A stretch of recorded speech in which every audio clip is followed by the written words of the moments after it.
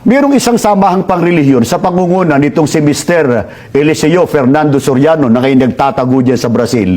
Inaatake na tayo, kapatid na Ramil, sa pagsasagawa natin nung tayo ay nananalangin na nakatayo sa harap ng kamera. Ang tama raw na panalangin, nakaluhod. Ano reaksyon mo ron? Nakaluhod lang daw dapat. Ay maliho yun. Dahil sa kung Biblia, bago natin na makikita rin naman nila mamaya. No?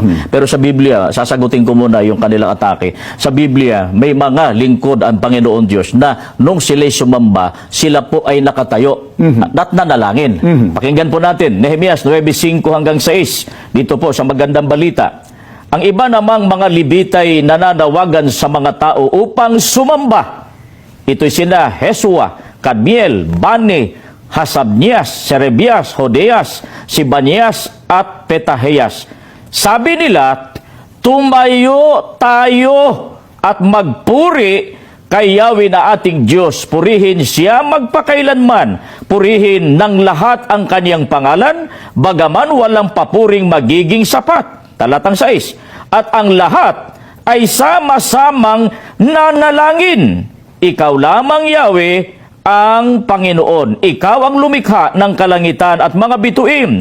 Nilikha mo ang lupa, ang dagat at lahat ng naroroon. Binigyan mo sila ng buhay. Sinasamba ka ng lahat sa kalangitan.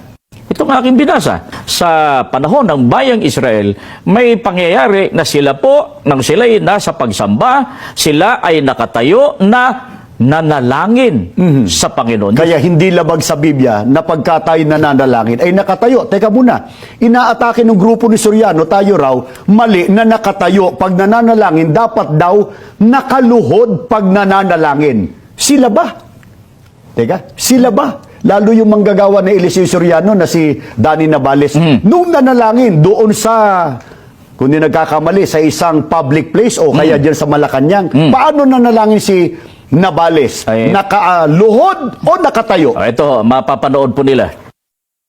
Bigyan mo siya ng karunungan at katiwasayan at tatag ng paninindigan upang sa panahon ng pagdating ng mga suliranin, Panginoon, alam naming makapangyarihan ka po sa lahat.